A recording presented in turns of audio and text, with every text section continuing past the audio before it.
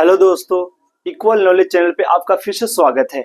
आज के इस वीडियो में हम न्यून कोण त्रिभुज पढ़ने वाले हैं। इसको इंग्लिश में एक्यूट ट्रायंगल बोलते हैं। इस वीडियो में हम इस आकृति की मदद से आपको न्यून कोण त्रिभुज का परिभाषा समझाएंगे, ताकि आपको न्यून कोण त्रिभुज आसानी से समझ में आ जाए, और न्यून कोण का मतलब भी बता देंगे ताकि न्यून कोण समझ में आ जाए और ये न्यून कोण त्रिभुज भी समझ में आ जाए, और कौन से त्रिभुज को न्यून कोण त्रिभुज हम कह सकते हैं वो भी आपको आसानी से समझ में आएगा।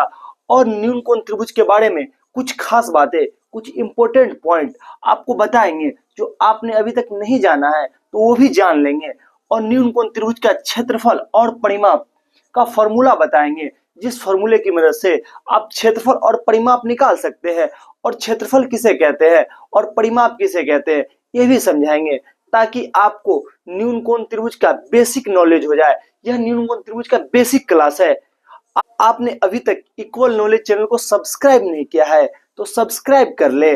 और आप अपने मैथ्स को स्ट्रॉन्ग करना चाहते हैं तो इक्वल नॉलेज चैनल पे आपको वीडियो मिलेगा, उसकी मदद से आप अपने मैथ्स को मजबूत कर सकते हैं। अब मैंने आपके लिए बहुत ही आसान शब्दों में न्यून कोण त्रिभुज का परिभाषा लिख दिया है, और जो इम्पोर्टेंट पॉइंट है उसको भी लिखा है, उसको हम पढ़ लेते हैं। उसके बाद इस आकृति की मदद से आपको हम न्यून कोण त्रिभुज को समझाएंगे। तो परिभाषा लिखा हुआ है, उस त्रिभुज को कहते हैं जिसके तीनों कोण न्यून कोण यानी 90 डिग्री से कम हो।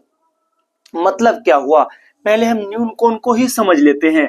न्यून कोण किसको बोलते हैं? 0 डिग्री से 90 डिग्री के बीच के कोण को न्यून कोण कहते हैं। मतलब ये हुआ कि 0 डिग्री से बड़ा और 90 डिग्री से छोटा जो भी कोण होगा उसको हम क्या बोलेंगे? न्यून कोण बोलेंगे। न्यून कोण का एग्जाम्पल हमने लिख दिया है, जैसे 1 डिग्री, 10 डिग्री, 65 डिग्री, 70 डिग्री। यहाँ पे जो दिया हुआ है पॉइंट के जैसा, उसको हम डिग्री बोलेंगे। ठीक है, अब हम आपको इस न्यून कोण त्रिभुज को हम समझाते हैं। देखिए, ये जो त्रिभुज बना हुआ है, इस त्रिभुज में तीनों कोण का मान कितना कितना डिग्री है? 60 डिग्री, 60 डिग्री, 60 डिग्री। मतलब क्या है कि 90 डिग्री से छोटा है कि नहीं है? तो 90 डिग्री से छोटा है, तो यह न्यून कोण त्रिभुज कहलाएगा। अगर इस त्रिभुज की बात करते हैं पी क्यू आर की, तो पी क्यू आर त्रिभुज में देखिए कोण क्या है? पी कोण कितना है? 80 डिग्री है। क्यू कोण कितना है? 50 डिग्री है। और आर कोण कितना है? 50 डिग्री है। तो ये तीनों कोण क्या है? 90 डिग्री से छोटा है, मतलब न्यून कोण है।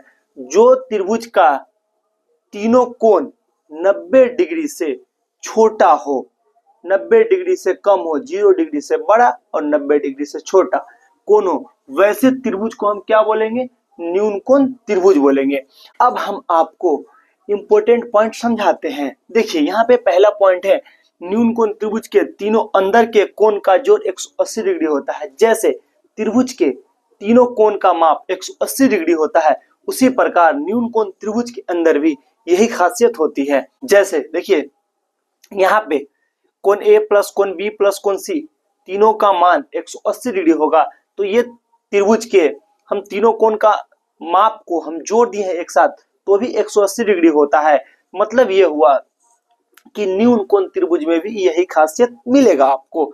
ये जो त्रिभुज लिखा हुआ दिख रहा है और यहाँ पे कुछ बना हुआ है इस तरह से 3 कोण वाला, तो ये क्या है? त्रिभुज का सिंबल है, ये त्रिभुज का चिन्ह है। तो आप इसको समझ लीजिए कि अगर इस तरह से कहीं पे बना दिखे तो आप समझ जाइएगा कि यह त्रिभुज को बता रहा है या त्रिभुज को दर्शा रहा है।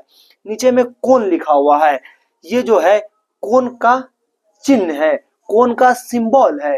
ये समझ गए आप कि अगर इस तरह से कहीं पे बना हमको दिखे तो यह कोण को बता रहा है। अब यहाँ पे अगला पॉइंट की हम बात करते हैं। न्यून कोण त्रिभुज की भुजाएं बराबर या असमान हो सकती है।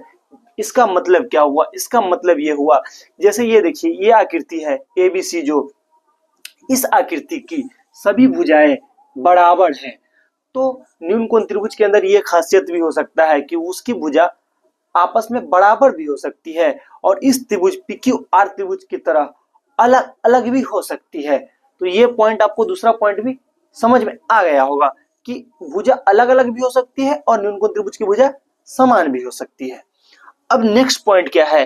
समबाहु, विषमबाहु तथा समद्विबाहु त्रिभुज भी न्यून कोण त्रिभुज हो सकता है।